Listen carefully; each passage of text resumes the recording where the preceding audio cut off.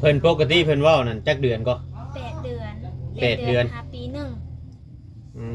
ม8 เดือนหาปีหนึงบ่จอยก็มานำเนาะพี่น้องสบายดีแล้วเนี่ยบ่จอยมาได้พี่น้องเอ้ยเราบ่ได้มาทางนี้โดนเติบแล้วเนาะโดนเติบแล้วมื้อนั้นค่อยอันถ่ายเป็นตู้ปั่นใน FC ยังโอ้ยายคนนี้ล่าบ่จอยเด้อเพียงตะกี้ว่ะก็โดนจนลืม FC เพิ่นบ่ได้ลืมง่ายเลยอยู่นั่นมันบ่แม่นช่วงเจ้ามาองค์หมอตอนนั้นเด้อยู่เฮือนนางกันเด้แม่นมันมีปัญหานั่นล่ะเบาลีจังเลือกเฮ็ดเฮือนต้องเอามาชิดทางนี้เนาะเพื่อเลีกเลี่ยงเด้อ๋อคำว่าอยู่ใกล้พังนี่น่ะย่านมันมีปัญหากับเราฝากติดตามเบาโอลิแหน่เด้อพี่น้องเบิดสุปูสุคน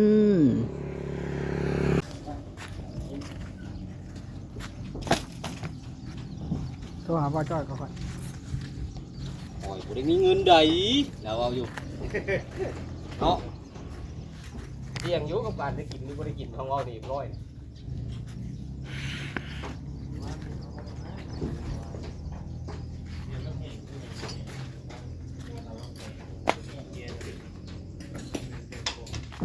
ได้บ่ยังวันตรงนะตรงกันอันตรงก่อนเดี๋ยวนี้ชุเพิ่นคนเขามาใช้นี่มีเพิ่นชุเพิ่นยังบ่ได้คิดว่าเทพื้นเด้เทพื้นได้เอาออกอีกได้มันสูงมันสิสูงกว่าตัวกระดานเฮือนเก่าเนาะบ่เพิ่นบ่ได้เทบ่จ้ะตัวจักแผ่นเพิ่นจังไดมันคนละแผ่นเด้ตุเพราะว่าแผ่นเฮาสิก่อขึ้นจักหน่อยเด้มันสิก่อฮอบแล้วเฮาตีผาอยู่แล้วมันจักแล้วมันคนละนั่นเนาะคนละเจ้าเปลี่ยนเจ้าเลยเนาะแม่นเอาปกติสมมุติว่าเฮาอยากได้หน้าตัวนั้นมาเลยนี่ก็ถึงสิก่อสิหยังเฮาก็ต้องเอาดินตัวนี้ให้มันต่ำมีแต่สระลงมาใส่ทางมันต่ำเรียงกันเลยนี่คือคนเดียวนี่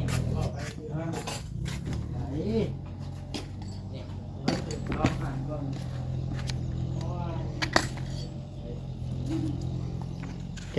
ทีแล้วว่าสั่งเลยมันแกไปก่อไว้หันแล้วเขาก็ได้เพราะว่ามันมีทางอยู่เนาะ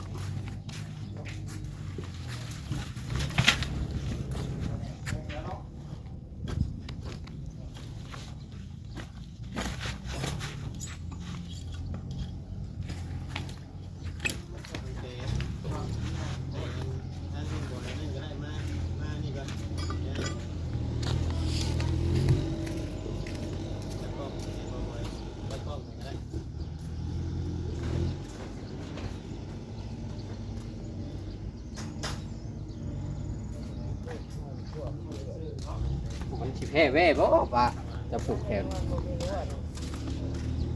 แว่คือชุ่มแถวๆเป็น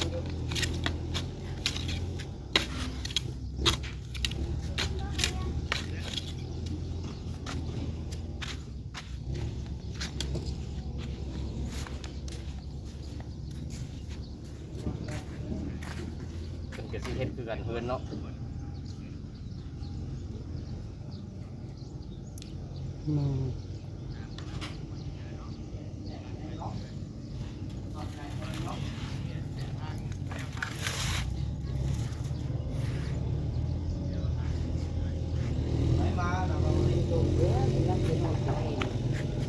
บ่จ้อยได้ไหม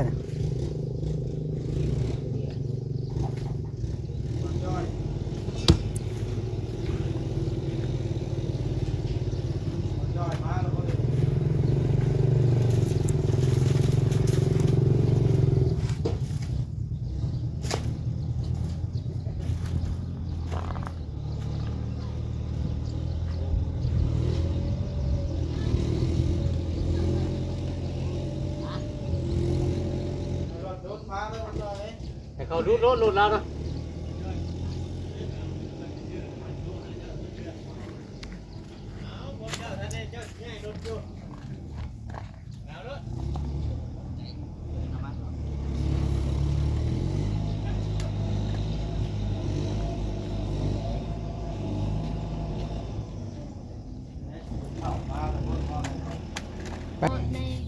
ไปก่อนกัน เคยมีเงินก้อนโตมาให้น้องเตได้เหมือนปั่นคะแนนฮะเดี๋ยวน้องปัน เดี๋ยวซื้อM100ให้กิน ต้องมีแนวฉลองขึ้นเพื่อนใหม่แล้ว เพราะว่า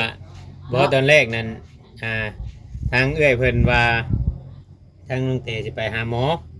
มานี่ในเมื่อทางถ้าว่าทางเงินบ่เอ็นเรามีงบสิพาไปหาหมอหาหยังก็เฮาก็สิมามอบให้น้องเตไว้ใช้จ่ายเป็นหยังก็แล้วแต่เราหั้นนะเฮาก็สิบ่ได้อันนั้นมีแต่ว่าถ้าพังเบิ่งอาการดังเทื่อบัดไปเช็คไปหยังน้องเตเนาะ เลย ทางเบิ่งเพราะว่าการไปนี่เพิ่นก็ต้องเอ็กซเรย์ใหม่แน่เนาะ นี่ จังสิฮู้เลยมันอยู่ในผัวได้จักเดือนแล้วน้องเต เป็นอะไรมากกว่า6 เดือนแม่นว่าอะไรเป็นแบบเป็นมือตั้งแต่ถือแบบถือมือเป็นพาเอาเล็กใส่นะ5 เดือน ห้า แม่ เดือน ว่ารวมแบบถึงเดือนอันนั้นเลย5 เดือนปลาย5 เดือน6 เดือนนี่ โอ้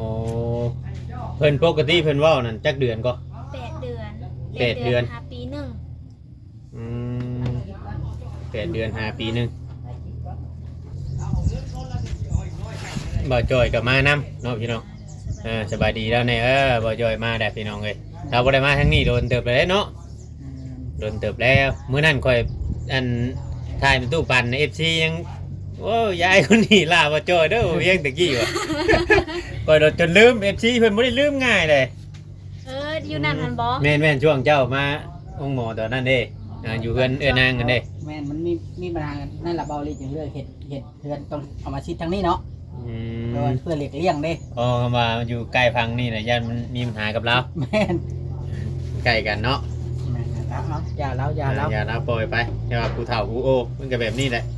คนเฮาเฒ่าแล้วก็คิดไปต่างๆนะบางคนนะพี่น้องมันก็บ่เป็นเบิดคนหรอกเนาะ แม่นบางคนก็ถือบางคนบ่ถือก็แล้วไปนี่นะ นี่แหละพี่น้องเลยเนาะก็มีแต่ว่ารอมื้ออื่นพี่น้องเลยเมื่อวานเมื่อคืนนี่บ่เล่าเช็ดหาบ่เวียงยังจุดตกใจห่วยน้องเตบ่บอกกันบ่ขึ้นเพื่อนใหม่ก็ได้ว่ะ บอกมื้อหนึงว่าบอกมื้อหนึงแบบนี้ มื้ออื่นนี่แหละเพิ่นว่าสิเข้าไปขึ้นเพื่อนน้องเตเพิ่นว่าตัวบ่มาบ่เพิ่นว่า น้องน่ะสิคืนเพื่อนน่ะตอนเช้าแล้วก็ตอนสิบ๊ายๆน้องที่ลงโบสถ์เด้ลงเฮ็ดผ้าขาวให้แม่ อ๋อชุมเจ้านี่เข้าศาสนาคริสต์บ่ บ่น้องบ่ได้เข้าแต่แม่เข้าแล้วเขาต้องเฮ็ดผ้าขาวลงให้แม่ อืม เพื่อน้องก็สิได้ผ่านมันคืนลงไปนะ อ๋อโอ้ยลงเองโลดแหล้วบ่ต้องฝากหรอกโดนๆเฮามาเฮ็ดเทื่อนึงเนาะ แม่นะ มันสำคัญได้ตัวนี้เฮ็ดหาพ่อหาแม่ผู้มีพระคุณ น้องเลยสิลงไปขึ้นเพื่อนแล้วอีหยังแล้วน้องก็สิลงไปโบสถ์ก่อน อืม เพราะว่าเดี๋ยวนี้เพิ่นก็บ่ได้ลงตอนเช้าแต่เก่าเพิ่นลงตอนเช้าตอน8 โมง โอ้ แต่เดี๋ยวนี้เพิ่นถามลงตอนบ่าย8 โมงเพิ่นลงบ่จักโมง 8 โมงเช้าตะกี้ตะกี้น่ะ8 โมงเช้าเดี๋ยวนี้เพิ่นลงจักโมง บ่าย1บ่าย2 อ๋อครับปกตินี่ครับวันอาทิตย์นี่ลงคู่มือบ่ เนี่ยลงผู้ทิศ โอ้ แบบวันชินบ้านเฮา แม่ แบบเฮาลงวันศีลเนาะ แม่ อืมเฮาก็เห็นอยู่ดอกน้ำบ้านก็เพราะว่า กล้องบอก น้ำบ้าน ว่า นี่ คื ก็ อ ได้ มาสั่นอยู่ตลอด เดี๋ยวฉันว่ามันมีหมดเรื่องภายใต้เนาะอ้าว เป็นเนี่ยได้มานอนเฮือนนอนหยังแบบอบอุ่นดีอยู่บ่ ดีใจ ยังบ่ได้ฝันหยังบ่ มีคืนนั่นแหละนอนแค่เดียวอะพันว่าอีหยังโอ้ยทวิตพันว่าแบบหรือแบบเป็นฮีตเป็นคล้องทั้งหญ้าบ่หรือว่าในว่าพิดกันกับน้องว่าหญ้านะว่าพิดกันเลยว่าให้กันเลยก็ตีกันว่านะแล้วเราให้แม่เฒ่าแก้วพังว่าเราว่าอันนั้นน่ะฮีตคล้องทั้งหญ้าเจ้ามานำ พันวัตีกัน พันว่าตีกันกับหญ้า เอาแล้วบัด ว่าพันเลยก็เล่าให้แม่เฒ่าแก้วพัง เจ้าบ่ได้บอกได้กล่าวเพิ่นบ่จักเนาะ แบบมาพี่นั่นแบบว่าในนอนน่ะได้บอกได้กล่าวเจ้าที่จะบอก บอกแล้วแม่เฒ่าแก้วเพิ่นครอบให้ อืม ญา จะ ติมาแบบมาทางนั้นเนาะคือผัวน้องมาหรือแบบทางนั้นญาติไม่ได้ครอบพี่นะ อืมเดี๋ยวโทรบอกเพิ่นบ่จ้ะ ให้ลูกเพิ่นได้โทรบอก อืมแต่ว่ามาแบบนี้ก็ได้ครอบได้หยังบอกแม่เจ้าอยู่บ่ บอกแล้ว โอ้ยันว่าคือตะกี้บ่ครอบบ่บอกนู่นนั่นนี่เนาะเพราะว่าเฮาก็เว้าในแนวทางที่ว่าทางตาบ่เห็นหักแต่ว่าบ่ให้เชื่อเนาะก็บ่ให้ลบหลู่เนาะ แม่นะ เพราะว่าเพิ่นยังเว้าอยู่ว่าบ่เชื่ออย่าลบหลู่ บางคนเพิ่นก็บ่เชื่อเฮาเว้าแบบนี้นะบางคนเพิ่นก็ผู้เพิ่นเคยเห็นเพิ่นก็เชื่อแต่ว่าทั้งน้องตุ๊กนี่บ่มีเฟซมีหยังเลยเนาะ บ่ได้โทรกันเลยเพราะว่าตั้งแต่อ้ายเข้าไปก็บ่ตอนที่ล่าสุดนั่นก็แล้วว่าโทรศัพท์เราเพแล้วก็บ่ได้เห็นน้าอ่อนน้าหยังเลยนะแล้วก็บ่เห็นน้าอ่อนน้าหยังเลยเฮาก็บ่ได้สามารถติดต่อเราได้เลยนะปกติถ้าว่าเราอันนั้นน่ะมันสิเราจะได้เห็นเราถ่ายลงสตอรี่นู่นนั่นนี่อยู่เดี๋ยวนี้บ่ได้เห็น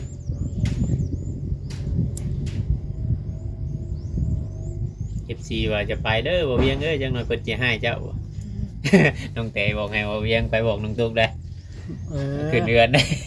โทรหา บ่มีเฟซบอก แล้วบ่มีได้ ต้องได้โทรหาน้องได้ เพจนั่นนะเพจเราบ่ได้อันนั้นได้เดี๋ยวนี้นะ ถ้าแม่นว่าน้องมีรถนะน้องไปหาคนอยู่บ้านไหนลงไปหาให้ก็ได้ จะลงไปบอกนะให้เพิ่นย่างขึ้นมาแบบนี้บ่ เอาไว้นี่เลยกัน โอ้ย บอกผ่านคลิปเลย บ่แม่นพ่อเราสิมาอยู่ เห็นบ่มื้อนี้บ่ มื้อนี้ พอเราก็บ่อยากไปกัน ไปช่างสิบ่อยากไปฮอดเดือน6บางเทื่อแล้วอาจจะมาคุยเรื่องเวียกน้องตุ๊กเลยก็มีของเราทางเขานัดไว้เดือน6 ถ้าแม่นว่าพ่อมาน้องก็สิได้ไป ชาเล่งไปบ่ นี่ เพราะว่าตอนนั้นเขานัดพ่อจ้อยได้ว่าเดือน6เนาะเบาดิ ฮอดได้นี่เนาะ เรื่อง นี่เนาะ เรื่องกระดองกันหยังน้องตุ๊กหั้นนะเพิ่นว่านัดมาเดือนมาเป็นเดือน6ถ้าบ่มีหรือว่าเพิ่นสิเดือนอีกเฮาก็บ่ฮู้อันนี้ก็บ่อยากเว้าหยังออกลายจังหน่อย FC สีดามะ ถ้าแม่นว่าเรื่องนี้เฮามีก็เว้านํอันนี้เฮาเองอ่ะนะ นั่นแหละพี่น้องเอ้ยเนาะก็สิมอบเงินให้น้องแต่เลยก็แล้วกันน้องเบาดีเนาะเพราะว่า ก้อนโตบ่ ได้แจ้งไปเรื่อยๆในคลิปเมื่อกี้นี่บัดยังบ่เอาเงินให้อยู่ ก็คือ คลิปก่อนน่ะ เงินส่วนนี้ เพราะว่าส่วนเงินส่วนนี้ตอนแรกว่าจะให้ น้องไปหาหมอบ่ น้องไปหาหมอบัดนี้เลยในเมื่อถ้าว่าทางบ่เอ็นเพิ่นมีก็แล้วแต่ทางน้องกับบ่เอ็นเพิ่นสิคุยกันแนวไรเฮาก็บ่ฮู้เนาะว่าสิแนวใดก็แล้วแต่นะทางผู้รักผู้ใหญ่ เงิน ว่าคือสิ่งที่ไอ้ายถามเนาะสิ่งที่ไอ้ายถามเนี่ยก็คือในเรื่องน้องเจ้าเนาะบาง FC เพิ่นว่าคอมเมนต์มาว่าอีกกลางๆเดือนหน้าเพิ่นก็จะเปิดเทอมแล้วอันนี้แบบว่าถ้าเอามานี่คืออันผู้รักผู้ใหญ่หรือว่า FC เพิ่นถามนี่เพิ่นว่าบ่ได้ให้มาเฮิงกลับมาได้ประมาณอาทิตย์หนึงหรือว่า2อาทิตย์นี่ให้เอามื่อส่งถ้าค่าใช้จ่ายบ่หลายหรือว่าพอพังเนาะเพิ่นก็จะออกค่าใช้จ่ายให้ในส่วนนี้นะในส่วนจัดการเดินทางเนี่ย เดี๋ยวน้องลมทางคูณก่อนว่าเท่าใดนะ แม่นต้องลมกันเบิ่งว่าการเดินทางนี่มันก็คือเฮาฮู้กันอยู่นั่นแหละพี่น้องเอ้ยอีหยังมันก็แพงน้ำมันแพงค่าขนส่งมันก็ขึ้นอีหยังก็ค่าขนส่งมันก็ขึ้นน้ำมันก็แพงแต่ว่าทางโคจอยสิมาเหมือนมาก็คือสิมากับเมียเราแน่เนาะ ผู้ใจเด้ ผู้ใจเรา ผู้ใจได้นะ ผู้ใจเรา ไปกับไปน้ำเมียกันแล้ว แม่น เมียไผเมียมันเนาะครับ เมียไปเมียมัน นำบ่โอทัวเมียมานำจ้ะ บ่ได้เนาะใช้ว่าสิจกหลายเทื่อแล้ว เอ้าโทรศัพท์เอาไว้ รุ่นอยู่ได้ในรุ่น รุ่นอยู่บ่ เราได้กินเรียบร้อยน้ำน้องแต่อยู่ดอกมัน แม่นหั่นแหละ ไม่กิน กินอยู่ดอก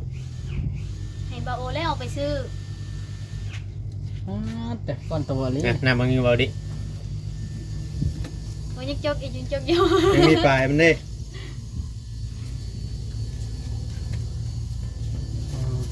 3 มันคือบ่แน่นเลย 5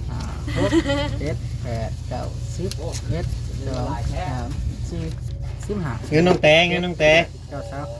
ได้อะไรช่างเพี้ย 1 สาว 2 3 สาวแสน สาวแสน6บ่ 200,000 สาวแสนหก แม่น สาว6 แสนสิดอกถือว่าอันนี้เงินส่วนนี้นี่ไว้ให้น้องเพิ่น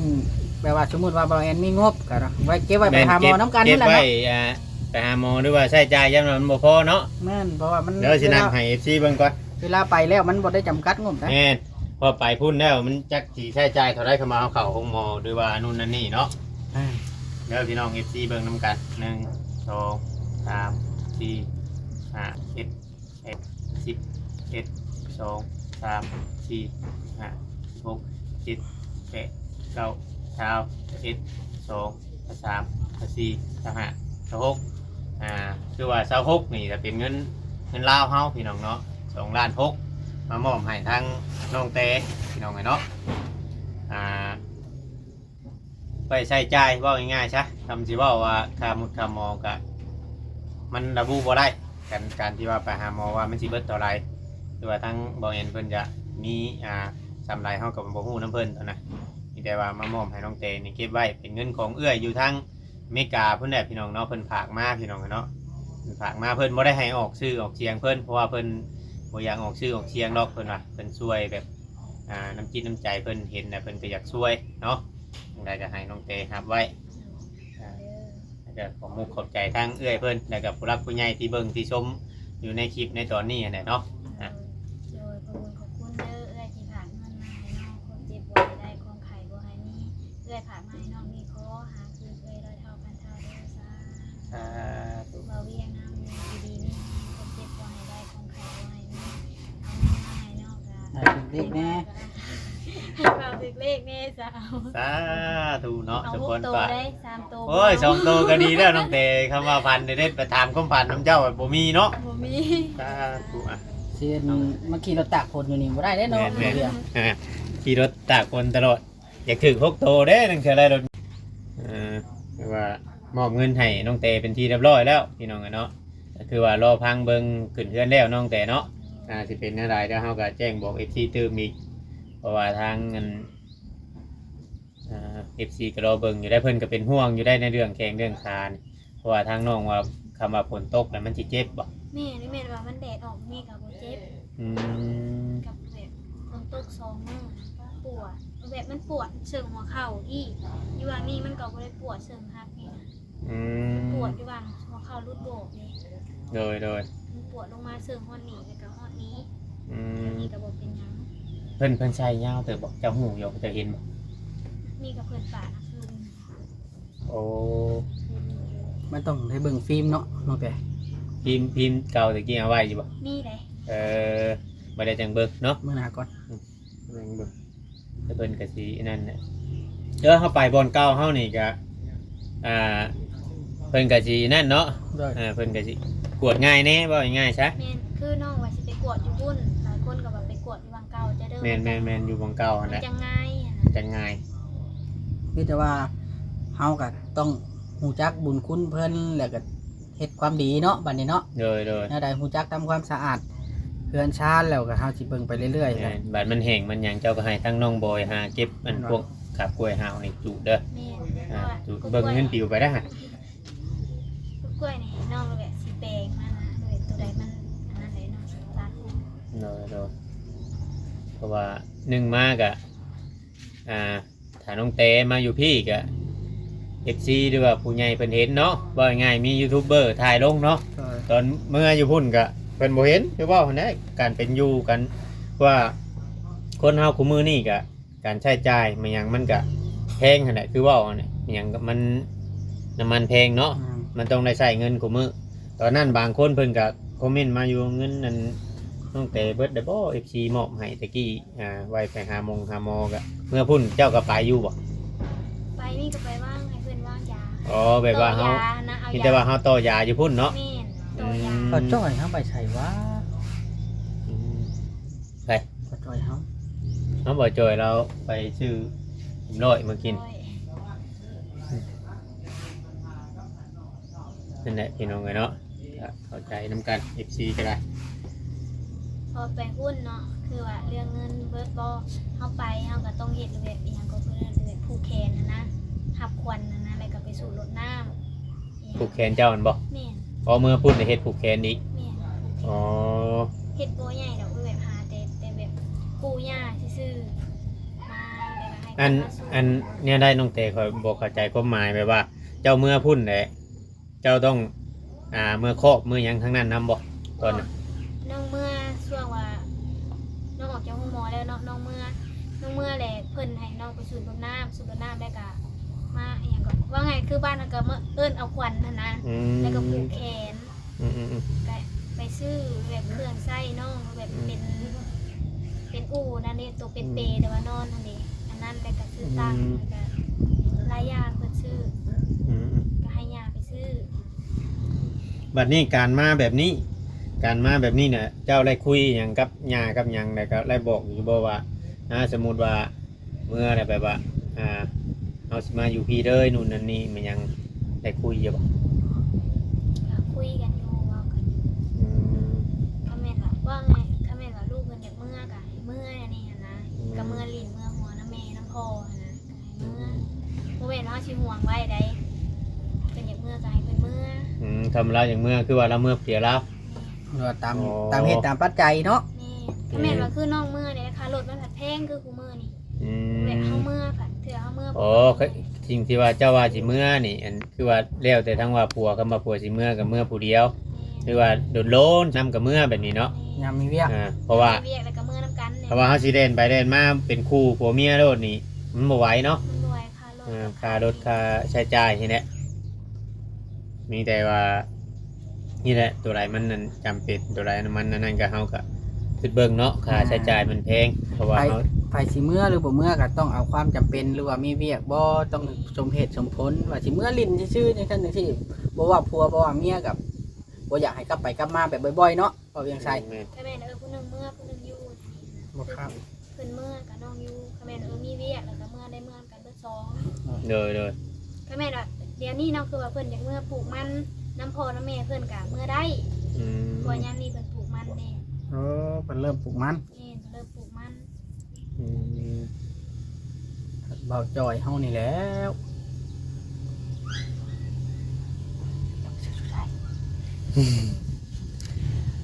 เอาพี่น้องเลยเนาะของบ่จอยบัดเอาหาก็มาตั้งบัดนี่ เดี๋ยวสิให้เบาจอยจบคลิปก่อนเนาะมีแต่ว่ามื้อนี้เพิ่นสิเข้ามาบ่บ่อยนะ เข้ามา เพิ่นว่าอยู่บ่ เราไปซื้อเครื่องมาเพิ่มมาจ้ะ แม่เพราะว่าแม่ก็จะแสนมาบอกน้องอยู่เพิ่นสิซื้อเอง เพราะว่ามันใกล้เลยมื้ออื่นเด้เนาะบัดนั้นสมมุติว่าเฮ็ดอยู่เฮ็ดกินได้ไปเฮ็ดบัด หาเฮ็ดเปรมให้มานี่แหละ อ๋อ ท่านนั้นพื้นที่บ่นั้นก็มีแต่ว่าเฮ็ดมาเทือนเพิ่นแล้วก็ใช้ชาเล้งมาก็ได้ แม่นเพราะว่าเฮ็ดอยู่เพื่อนเราเนี่ยมันง่าย ง่ายดีเนาะ เขาไอ้มานด้วยไอ้มานเรากระมุกกระมุมไม่ดีแล้วเราแก่น้ำมือน่ะลูกทั้งหยังทั้งผัวทั้งเมียช่วยกัน เรายันบ่ทันเลยบ่จ้อยสิจบคลิปไปได้บัดนี้ นั่นแล้ว โอเคเด้อเสยเด้อ โอเค ประมาณนี้น้องแกเนาะขอบมุกขอบใจ โดยสบายดี